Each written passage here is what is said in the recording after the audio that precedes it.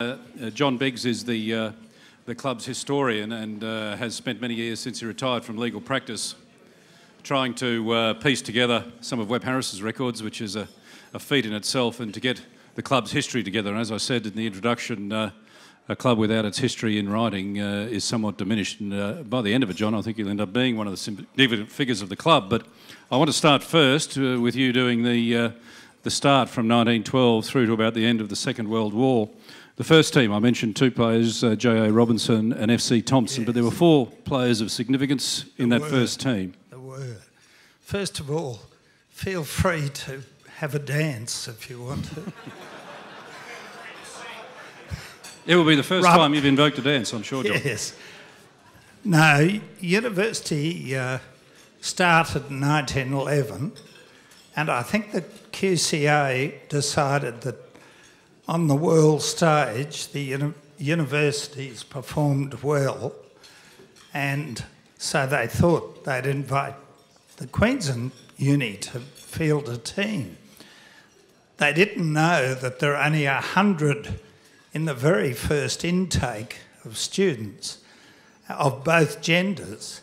So you can imagine, university was scratching a bit, but they did have 3 or 4 great players.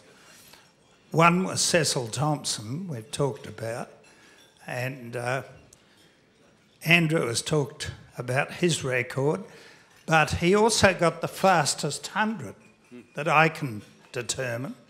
He got it in 41 minutes, which even Steve Farrell would be pleased about. The second one was A.J. Marsden, who actually got a game later for the Australia A against England. He was a leg spinner and he got nearly 200 wickets, which is far and away the best effort by any university leg spinner, and he still holds the record for the most wickets taken in one season. So that's number 2. Yeah, and J.A. Robinson, who got the Mephisto tank back from J.A. Robertson, of course, who defied everyone in the army to get the tank, first of all, onto the wharf in France, which was an effort in itself.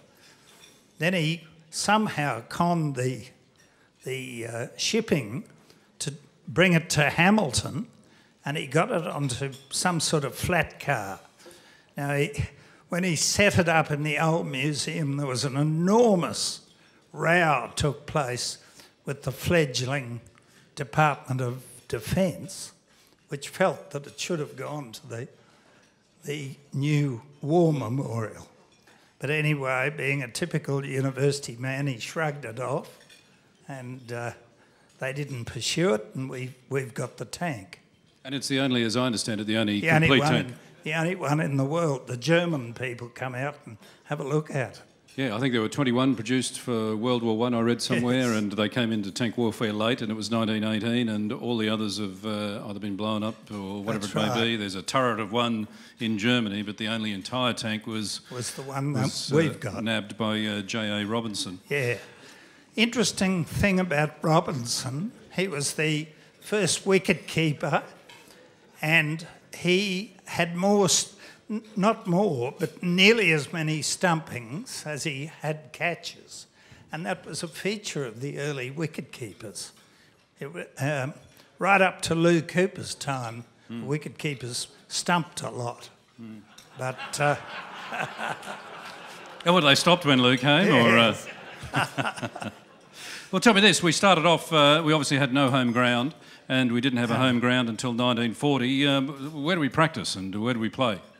Well, they practiced first of all in the botanical gardens until the council heard numerous complaints from passing couples nearly hit by cricket balls. So the council arranged for them to practice in the domain, which of course is next door to the gardens, probably on the site where QUT is now. Oh, still should be a practice ground. Disgusting institution. That's right. Yes, absolutely, yes. And the first... and they never had a home ground for a long while. They used to play at the other club's grounds until eventually they were awarded, wait for it, graceful number 2. Oh, yeah? Yes.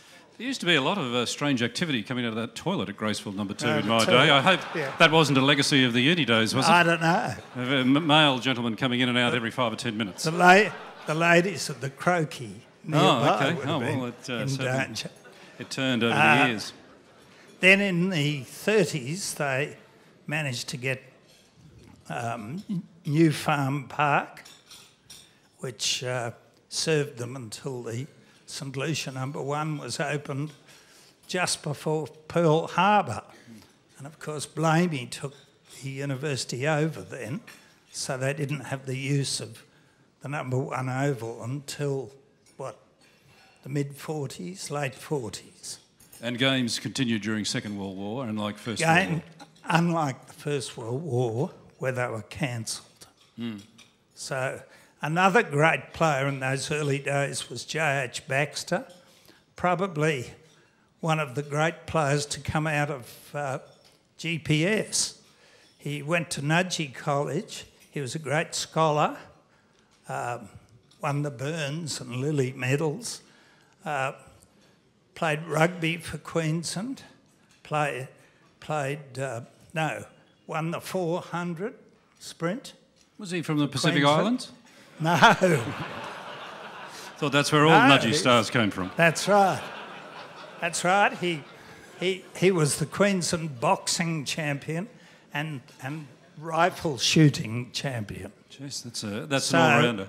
But Baxter took over 100 wickets in 2 seasons prior to World War I, having suffered the loss of one eye at an accident at the Ipswich Railway Yards.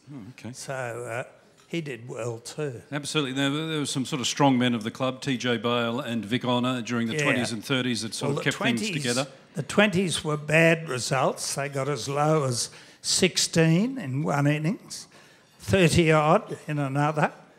Several times they got in the 30s, and it was because they played on uncovered wickets, which of course makes Cecil Thompson's effort even greater. Tell me this, he never played for Australia, Cecil Thompson. Was he close? No, he played in a benefit match in Sydney with 2 best teams from Australia. He played Australia A, but never made the Test team. And there was, as a result of the university sort of going through this lean period, I understand there was agitation for university to be removed from first grade. That happened in the 30s as a result of these bad scores.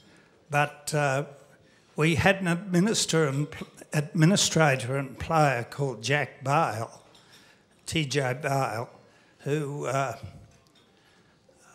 was on the QCA executive and befriended the somewhat autocratic Jack Hutchin, who ran the show with a rod of iron.